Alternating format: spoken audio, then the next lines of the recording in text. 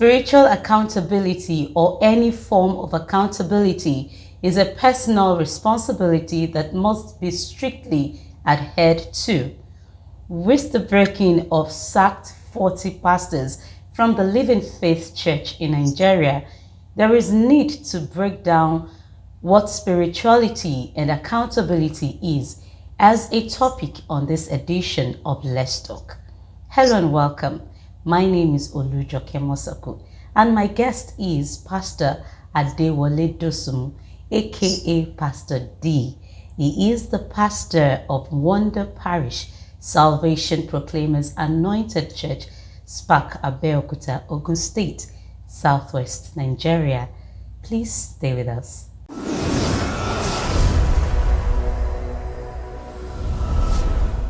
It's nice having you here. Well, thank you so much for this opportunity to be a blessing to the entire world. Okay. All right. The topic is actually spirituality and accountability. Please define spirituality and accountability, and what are their peculiarities? Once again, thank you for this opportunity that I have to be a blessing to as many that will be watching. Well, as you have rightly said, spirituality, simply put, is just a state of your connectivity, of your service, and of course, of your fellowship with your Maker, who is the God Almighty. And when you talk about spirituality, you're talking about the connectivity, or perhaps what we know these days as the networking, this time in the spiritual realm and not physical. Now, when you talk about accountability, simply put, is just an avenue, or not an avenue really, but it is just a state where you give an account. It's a position of responsibility that you are saddled with, and you are bringing forth your record of accountability of how you have done things. Okay. Now, let's look at the church as an organization. How should it be handled? When we talk about spirituality in the church, you are talking about how you lift people up, you raise them up, you nurture them up, and you ensure that they grow every day to a level where they have that personal relationship with God. That's why we talk about salvation, because you are coming from a background or from an history where you are connected with sin, with unrighteousness, and you are turning a new leaf. And in church, we bring you up, we expose you, we teach you, we sow into you the seed to germinate, to grow, and to become stronger. And that's why when you come as a baby, and at that time we can't feed you with bones. We start with the milk, and as you grow, we begin to inject the solid meal into you. What do I mean by the solid meal? We begin to bring you into a place where we let your faith work in God. We begin to release and teach you the word on how to live your life on a daily basis, as expected by God, as approved by God, as reckoned with by heavens. And so our work, it is to sow in you a seed that will begin to germinate for the world to see, where ultimately you will be producing fruits in the form of having your own personal testimonies, of having your own breakthroughs, and indeed taking a bolder step in letting others know about salvation, and that's leading others to Christ. All right, so which brings me to my next question. One of the sacked pastors went on social media to announce this incident. If he didn't do that, nobody will know that such a thing has happened. And social media, as we all know, we complicated the matter. In other words, the real story has been diluted. What do you think a pastor will do to warrant such? But simply put, we're entitled to our opinion at any point in time. But like I said, when you are put in a place of authority, of responsibility, you should also know that you will be expected to give an account of how you have fared. Now, let me say that someone is not actually saying the correct version of what is happening. Of course, you know, as human beings, we try to give excuses of, oh, maybe it is because of this, it is because of that. But the fact remains that you have an assignment, you have been commissioned to go out there and win souls. In fact, that's the very first thing. You are expected to go out there and impact upon lives positively.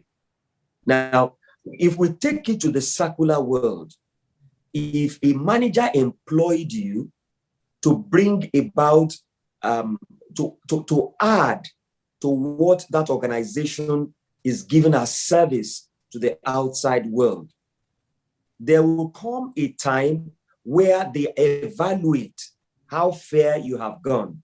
And that reminds me of the race theory in communication. You have your R as a research, you have your A as the action, you have your C as the communication, and you have your E as the evaluation. We must know that anyone who has employed us or who has placed his service on us will come back for an evaluation. A step that will be taken in the form of, wow, maybe we give you another opportunity to change your style. Or maybe we give you some additional hands that will make you even to be more productive. Maybe in the area of funds, we inject more finances into you. Maybe that could even assist you. And after we have done all this, we still come back to evaluate.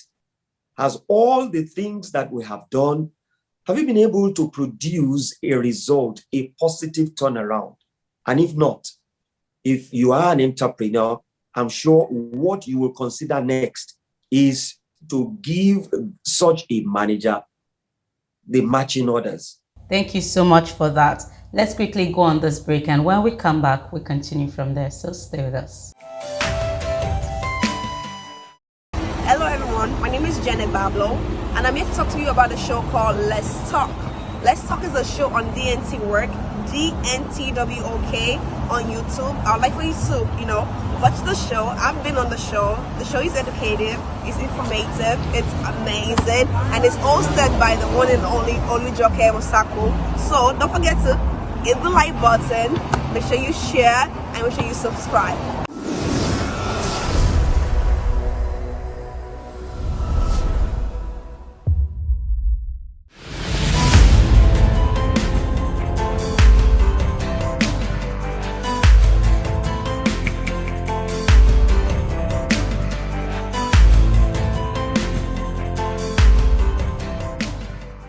Welcome back. The program is still Let's Talk, and I have been speaking with Pastor Adewole Dosumu. He is the pastor of Wonder Parish Salvation Proclaimers Anointed Church, SPAC, Abeokuta, Ogun State, Southwest Nigeria.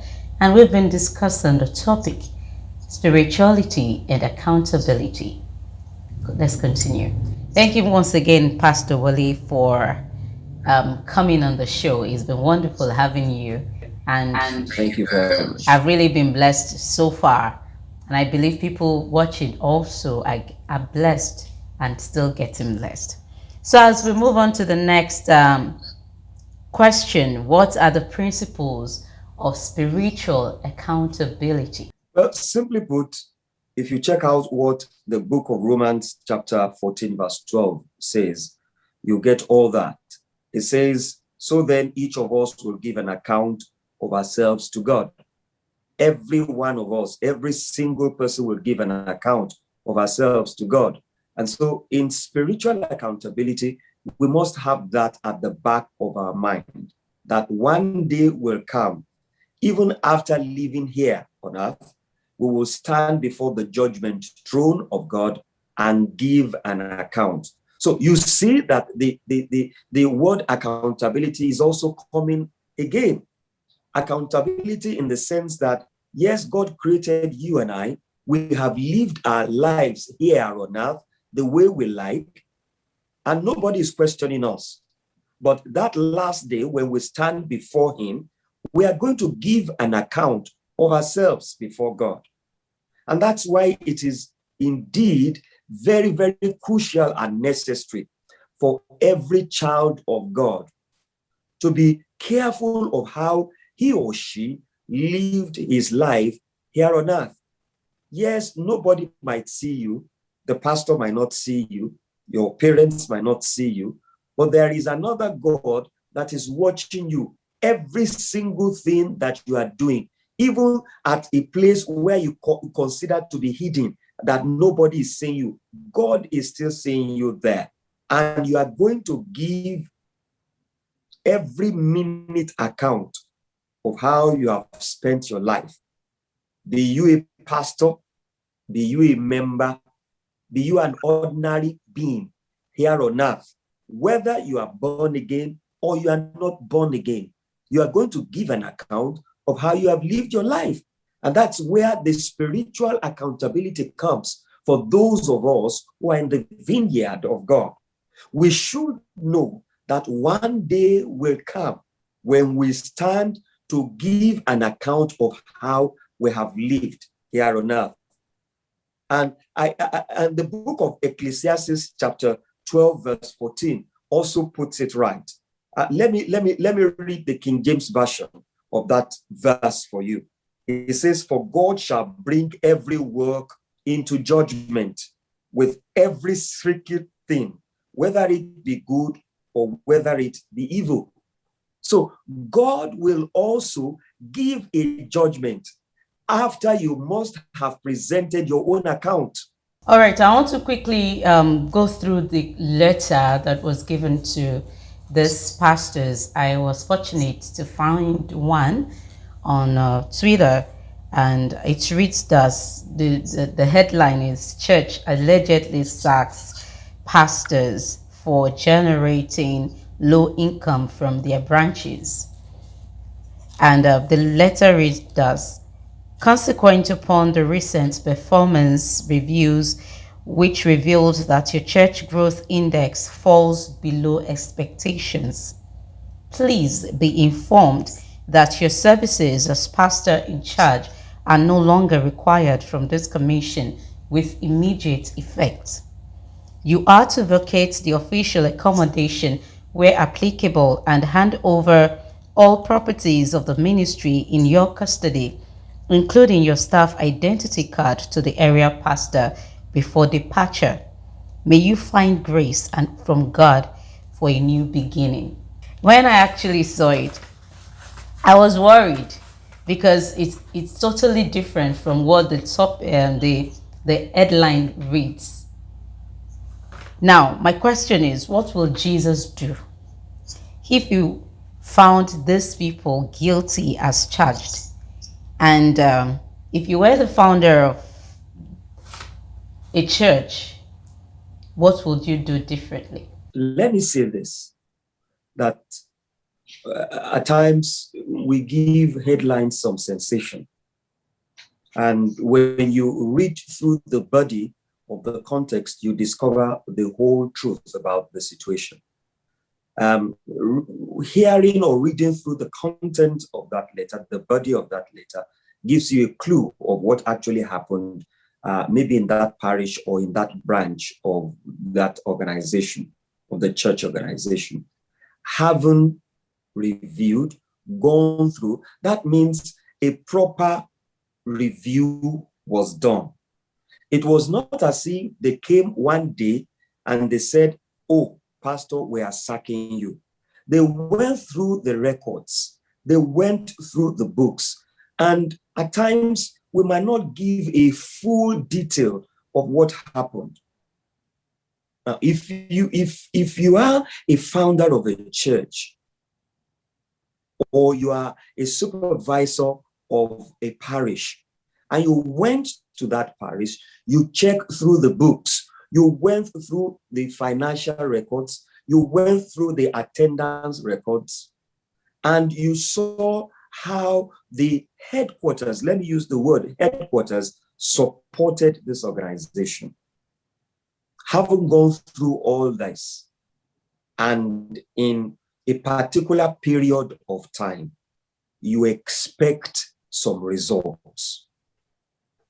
I wouldn't know what happened, but with the body of the letter you just read, it shows that there are certain things that must have happened, which we are not even ready to come out to say, yes, it is because of this. So we put it under an umbrella to say, yes, you have not measured up to, maybe in terms of attendance, maybe in terms of the church growth, or maybe as it was rightly put there, some financial things. Maybe they discovered some inappropriate accounting system, which might suggest a kind of fraud. I wouldn't know. So in order to forestall that happening, it is better they relieve the so-called pastor of his position and let a new hand come in so that there will be an improvement, or what we call a positive change. Now, let me read a verse unto you for you to have a proper understanding of what this organization did. And that's 2 Corinthians chapter 5, verse 10. It says, for we must all appear before the judgment seat of Christ, so that each one may receive. Now, mark the word receive. What is due for what he has done in the body, whether good or evil. You are going to receive what is due for you. So when you are examined and they discover that there are some hanky-panky things that you have done, you must know that you are going to receive what is due.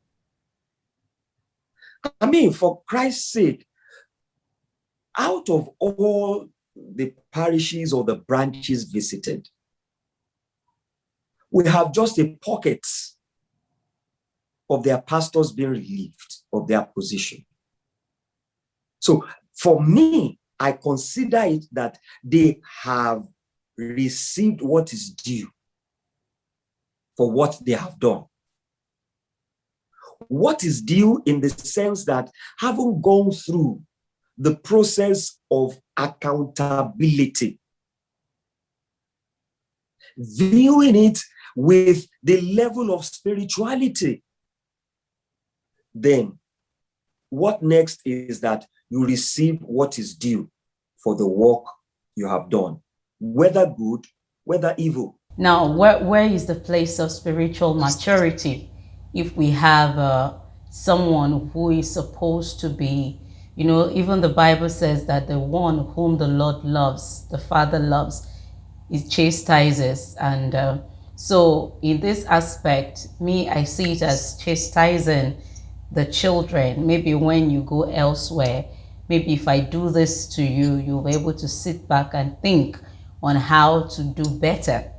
But taking it the other way around, and in this, bringing the things, because I feel if you're really mature in the spirit, you won't go to that extent. You would rather go back to your house, sit down with God and ask questions. We have different denominations and we operate under different line of responsibility. But of course, the end point of it is that we want to see fruits. coming out of our seeds that we have sown and the investments that we have put in the hearts and in the lives of men.